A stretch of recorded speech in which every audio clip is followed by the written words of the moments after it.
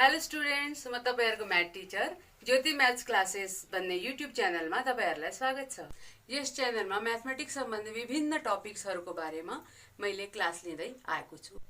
सोही अनुरूप म आज यस भिडियोमा एउटा टपिक सम्बन्धी क्लास लिँदै छु। हेलो स्टुडेन्ट्स, म आज तपाईहरुलाई नाफा र नोक्सानको बारेमा पढाउन गइराखेको छु। नाफा र नोक्सानको बारेमा सबभन्दा बेसिक नलेजदेखि नै म भन्न गइराखेको छु, किनकि धेरैजनालाई चाहिँ बेसिक कुराहरू क्लियर नहुने भएकोले अब नाफा र नोक्सानको बारेमा पढाउन गइरहेको छु। सबभन्दा पहिला नाफा र नोक्सान भनेको के हो? त्यो कुनै पनि वस्तुको नाफा र नोक्सानको लागि क्रय मूल्य हामीले कुनै सामान किनेर बेच्यो भने त्यहाँ कि नाफा हुन्छ कि नोक्सान हुन्छ। भनेपछि सबभन्दा पहिला यहाँ के चाहियो त हामीलाई क्रय मूल्य चाहियो। क्रय मूल्य जसलाई कि हामी के भन्छौँ त कस्ट प्राइस। कस्ट प्राइस र यसलाई सर्टकटमा के भनिन्छ त सीपी भनिन्छ। त्यस्तै अर्को के चाहियो? सामान किन्यो अनि त्यसलाई बेचेपछि पो बल्ल हामीलाई के थाहा हुन्छ नाफा भयो कि नोक्सान भयो। अर्थात् अर्को के हुन्छ विक्रय मूल्य, बेचेको मूल्य। विक्रय मूल्य विक्रय मूल्य भनेको यसलाई चाहिँ के भनिन्छ सेलिङ प्राइस। सेलिङ प्राइस र यसलाई चाहिँ के भनिन्छ त एसपी भनिन्छ। एसपीले डिनोट गरिन्छ, क्रय मूल्यलाई सीपीले र यसलाई चाहिँ एसपीले डिनोट गरिन्छ। अब आउँछ हाम्रो नाफा या नोक्सान। अब नाफा भनेको प्रफिट, नाफा यसलाई हामी के भन्छौँ त प्रफिट इङ्ग्लिसमा प्रफिट, र यसलाई हामी केले डिनोट गर्छौँ त पीले। त्यस्तै लस नोक्सान, नोक्सान भनेको के हुन्छ त लस। लसलाई हामीले के डिनोट गर्छौँ त एले डिनोट गर्छौँ। अब सबभन्दा पहिला नाफा कुन बेला हुन्छ त जब सीपी हाम्रो किनेको मूल्य भन्दा बेचेको मूल्य सेलिङ प्राइस कस्ट प्राइस भन्दा सेलिङ प्राइस बढी भयो भने अनि हामीलाई के हुन्छ त नाफा हुन्छ। Means SP is greater than CP भएको कन्डिसनमा चाहिँ के हुन्छ त हामीलाई प्रफिट हुन्छ। यो छ भने इफ दिस छ भने हामीलाई के हुन्छ त प्रफिट। प्रफिट भनेको पी इज इक्वल टु के हुन्छ त ठुलोबाट चुच्चोपट्टिको सानो, ठुलो भागपट्टिको ठुलो, ठुलोबाट सानोलाई घटाउने अर्थात् एसपी माइनस सीपी गर्ने। अनि त्यस्तै if SP is less than CP अर्थात् हामीले बढी म किनेर थोरैमा बेच्नु पर्यो भने त्यो अवस्थामा के हुन्छ हामीलाई नोक्सान हुन्छ, लस हुन्छ। Means loss L is equal to अब ठुलो के छ यहाँ CP means CP minus SP. अब यो त केमा आयो लस र प्रफिट रुपिजमा आउँछ हैन, कति रुपियाँ नाफा भयो कति रुपियाँ नोक्सान भयो। तर यदि कोहीले प्रतिशत सोध्यो भने प्रतिशतको लागि चाहिँ अब हामीलाई कसरी निकाल्ने लसको पर्सेन्ट प्रफिटको पर्सेन्ट कसरी निकाल्ने त्यो प्रतिशत निकाल्नलाई धेरै बच्चाहरूले कन्फ्युज हुन्छन्। तर मेन कुरा हामीले के बुझ्नु पर्यो भने नाफा या नोक्सान हामी केसँग कम्पेयर गर्छौँ त। नाफा हामीले कोहीलाई भन्यो भने मलाई आज कुनै सामान जस्तो मैले पेन बेच्यो मलाई यति रुपियाँ नाफा भयो भनेपछि कसले के क्वेसन के आउँछ त कति म किनेको थिइस्, तिम्रो लगानी कति थियो, क्रय मूल्य कति थियो भन्ने कुरा सोधिन्छ हैन। नोक्सान भए पनि कति हामीले लगानी गर्यो त्यसमा कति नोक्सान भयो, या नाफा भने पनि हाम्रो लगानी कति थियो त्यसमा कति प्रफिट भयो। भनेपछि नाफा र नोक्सान दुईटै केमा डिपेन्ड गर्छ त प्रफिट होस् अर लस। यो दुईटै कुरा केमा डिपेन्ड हुन्छ त सीपीमा। हामी केसँग त्यसलाई तुलना गर्छौँ त नाफा या नोक्सान दुईटैको तुलना केसँग हुन्छ त सीपीसँग, क्रय मूल्यसँग हुन्छ। अब हामीले यो याद राख्नुपर्छ कि प्रफिट र लस केसँग कम्पेयर हुन्छ।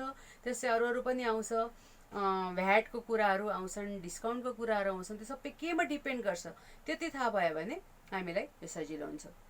अब हाम्रो प्रफिट पर्सेन्ट अर्थात् नाफा प्रतिशत निकाल्नु छ भने हामीलाई नाफा थाहा हुन्छ रुपियाँमा, नाफा केसँग कम्पेयर गर्ने सीपीसँग इन्टु 100% भन्ने बित्तिकै 100% लेख्नै पर्छ। त्यस्तै लस पर्सेन्ट भन्ने बित्तिकै यहाँ के आउँछ वास्तविक नोक्सान अर्थात् लस रुपिजमा बाई सीपी यो पनि रुपिजमै हुन्छ इन्टु 100% भयो भने यो हामीले प्रफिट पर्सेन्ट र लस पर्सेन्ट पनि हामी निकाल्न सक्छौँ। अब हामी यो नाफा र नोक्सानको बारेमा एउटा क्वेसन गर्छौँ, हिसाब गर्छौँ, यहाँ सल्भ गर्छौँ कि एउटा साइकल रु 1200 मा किनेर रु 1500 मा बेच्दा नाफा वा नोक्सान के हुन्छ निकाल्नुहोस् र त्यसको प्रतिशत पनि पत्ता लगाउनुहोस्। अब हामी अघि नै भर्खर पढेको फर्मुलाहरूबाट यसबाट निकाल्ने। अब पहिलो कुरा, एउटा साइकल रु 1200 मा किनेर अर्थात् क्रय मूल्य भनेको हामीलाई गिभेन कुरा के छ त, यहाँ दिएको कुरो के छ त, क्रय मूल्यलाई हामी के भन्छौँ, सीपी कति छ त, कतिमा किन्यो त, रुपिज 1200 मा किन्यो र रु 1500 मा बेचेको अर्थात् के भयो त, सेलिङ प्राइस एसपी कति भयो त, रुपिज 1500 यतिमा बेच्दा नाफा वा नोक्सान के हुन्छ। अब पहिला हामीले के हेर्नु पर्यो, नाफा हुन्छ कि नोक्सान हुन्छ। अब यहाँ एसपी ठुलो कि सीपी ठुलो, एसपी चाहिँ बेचेको चाहिँ 1500 मा, किनेको चाहिँ कतिमा थियो त, 1200 मा, अर्थात् थोरैमा किनेर बढीमा बेच्यो, अर्थात् यहाँ के छ त, हामीलाई नाफा भयो, किन एसपी। यहाँ हामी के लेख्छौँ त, एसपी। अब यसलाई हामीले गिभेन कुरा यो भयो, अब यहाँ गिभेन कुरा यो भयो। अब हामीलाई सल्युसन गर्नु पर्यो हैन, सल्युसन। अब यसमा सबभन्दा पहिला हामी के गर्छौँ त, SP is greater than CP, किनकि सेलिङ प्राइस के छ त, क्रय मूल्य भन्दा बढी छ। यो बढी हुने बित्तिकै यहाँ के हुने भयो त, हामीलाई प्रफिट हुने भयो, नाफा हुने भयो हैन, नाफा हुने भयो। नाफाको ठुलोबाट सानो घटाउने अर्थात् एसपी माइनस सीपी गरौँ। अब एसपी कति छ त हाम्रो, 1500 माइनस सीपी कति छ त, 1200 भनेपछि यहाँ कति रुपिज आयो, प्रफिट कति भयो त, 300 रुपियाँ नाफा भयो। नाफा वा नोक्सान के हुन्छ निकाल्नुहोस् त भनेपछि 300 चाहिँ 300 रुपियाँ चाहिँ हामीलाई नाफा भयो। अब त्यसको प्रतिशत पनि निकाल्नुहोस्। अब यहाँ नाफा आयो, प्रफिट आयो भनेपछि प्रफिट पर्सेन्ट निकाल्नु पर्यो। अब प्रफिट पर्सेन्ट निकाल्ने हामीले अघि नै के फर्मुला लेखेको थियो, पी। अब पी केमा डिपेन्ड गर्छ त, सीपीमा, किन कतिमा किनेको थियो त, बाई सीपी इन्टु 100%। अब यहाँ प्रफिट कति छ त, 300 यहाँ आयो, बाई सीपी कति छ त, यहाँ सीपी 1200 छ इन्टु 100%। हाम्रो यहाँ 0 क्यान्सल भयो, यो 0 क्यान्सल भयो, 3 4 जा 12 र 4 ले यसलाई काट्दाखेरि 25 भनेपछि हाम्रो कति प्रफिट भयो त, 25%। यो हिसाबले तिमीहरूलाई काट्न आउँदैन भने क्याल्कुलेटरले मल्टिप्लाई गर्ने र 1200 ले डिभाइड गर्दाखेरि पनि निकाल्न सकिन्छ। अर्थात् प्रफिट पर्सेन्ट, नाफा प्रतिशत चाहिँ 25% आयो र नाफा चाहिँ प्रफिट चाहिँ कति आयो त, यो दुईटा एन्सर आयो, यो पर्सेन्ट र यो यति एन्सर आयो। अब हामीले अर्को एउटा प्रश्न लिएका छौँ कि एउटा व्यापारीले एउटा दराज रु 3950 मा किनेर, क्रय मूल्य के छ, कतिमा किनेछ, 3950 मा किनेर 10% नोक्सान गरी बेच्दा, अर्थात् अब उसलाई के भयो त, नोक्सान भयो र बेच्दा दराज कति मूल्यमा बिक्री गर्नुपर्छ, कतिमा बेच्ने। अब यहाँ के छ, नोक्सान प्रतिशतमा दियो है, अघि नै हामीले रुपियाँमा कुरो गरेका थियौँ। अब प्रतिशतमा दिएछ भनेपछि अब हामीले कसरी पत्ता लगाउने त, यसको सूत्र छ, पहिला हामीलाई गिभेन कुरा लेखौँ। गिभेन के छ त, हामीलाई गिभेन। अब यहाँ यतिमा किनेछ, किन्नुको अर्थ के भयो त, सीपी दिएछ हामीलाई, क्रय मूल्य सीपी कति दिएछ त, रुपिज 3950 रुपिस दिएछ र लस कति हुन्छ, लस कति पर्सेन्ट छ त, 10%। अब 10% गर्दा कति बेच्दा दराज कतिमा बिक्री गर्नुपर्छ, अर्थात् हामीले कतिमा बेच्ने, त यसको के सोध्यो त हामीलाई, सेलिङ प्राइस कतिमा बेच्ने, यो चाहिँ घट्छ कि कतिमा बेच्ने। अब यसलाई सल्युसन कसरी गर्ने त, सल्युसनको लागि सबभन्दा पहिलो त एउटा कुरा के छ, यहाँ अब हामीलाई रुपियाँमा छैन, यो प्रतिशतमा छ भने चाहिँ यसको पनि एउटा सूत्र छ कि, यसको सूत्र के छ, अब हामीले अघि नै पढेका छौँ कि लस र प्रफिट केमा डिपेन्ड गर्छ त, केसँग हामी तुलना गर्छौँ त, क्रय मूल्यसँग भनेपछि अब यहाँ पनि त्यही नै आउँछ। अब यहाँ लस रकम अर्थात् नोक्सान रकम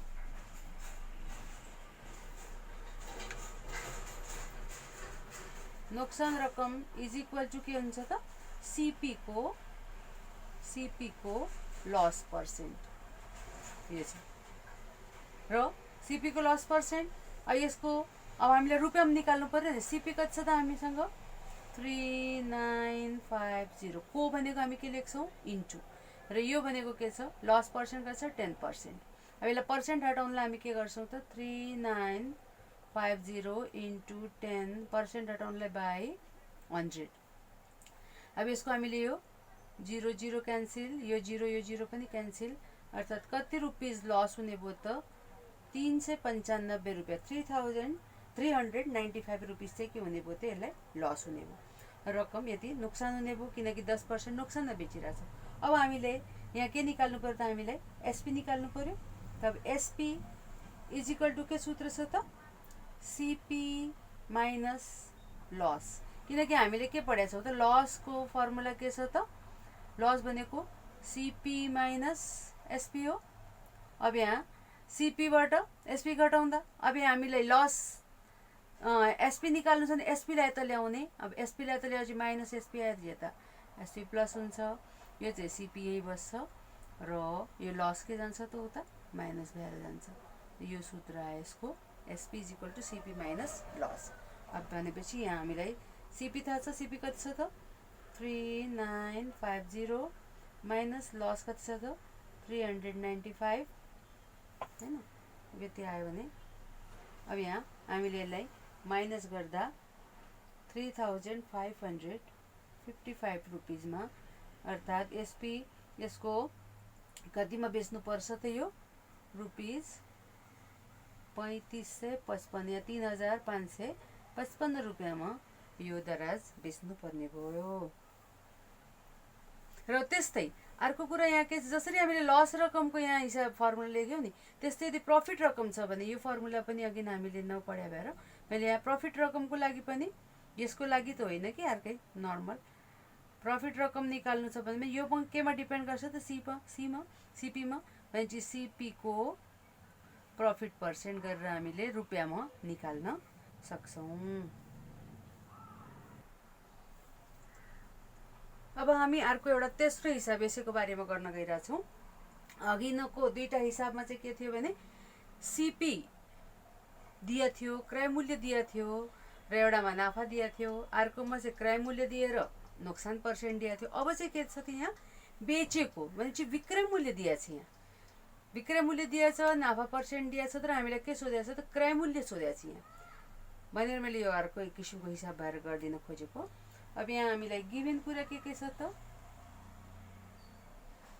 गिभन कुरा के छ त यहाँ यतिमा बेचेको भनेको सेलिङ प्राइस एसपी विक्रय मूल्य एसपी कति दिया छ त हामीले रुपिज 1500 यति दिया छ एसपी दिया छ र नाफा पर्सेन्ट छ यहाँ प्रफिट पर्सेन्ट कति छ त 25%।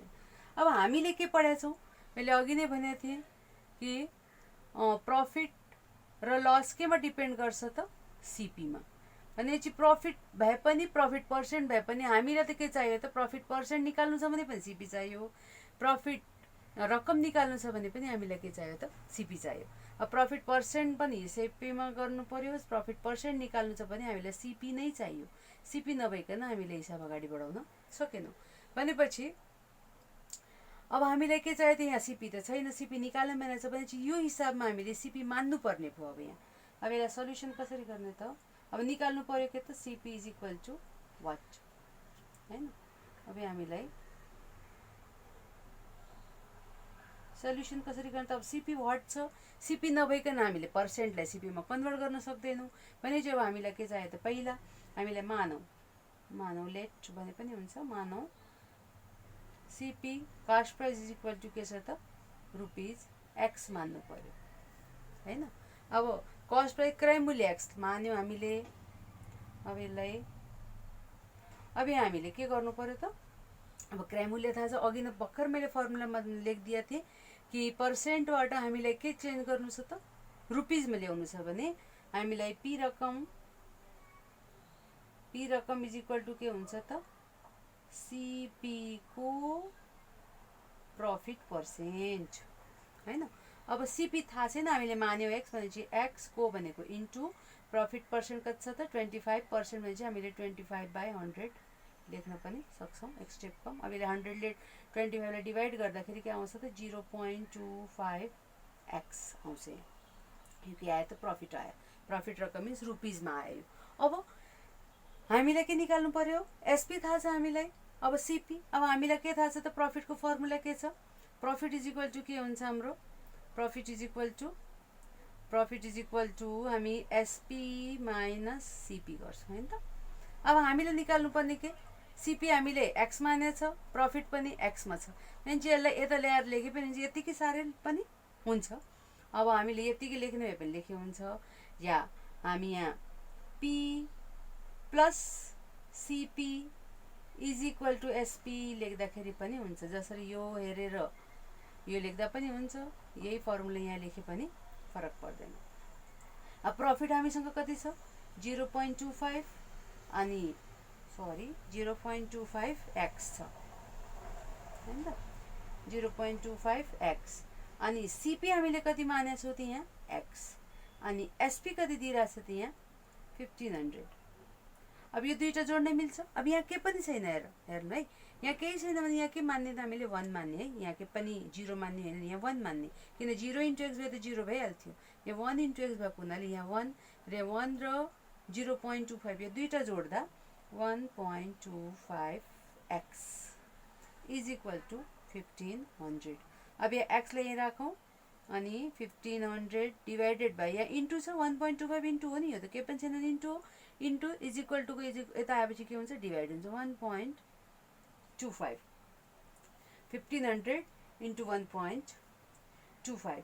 अब यति गर्दा यसलाई डिभाइड गर्दा के हुन्छ त यहाँ कति आउँछ त यहाँ 1200x, x is equal to कति आउँछ त 1200 आएपछि अब यहाँ हामीले एक्स केलाई मानेछ, हामीले सिपीलाई मानेछ भनेपछि हाम्रो हिसाबमा CP is equal to rupees 1200 भनेपछि कतिमा क्रय मूल्य कतिमा किनेको रहेछ त्यो साडी त 1200 रुपियाँमा 1200मा किनेको रहेछ। This is the answer.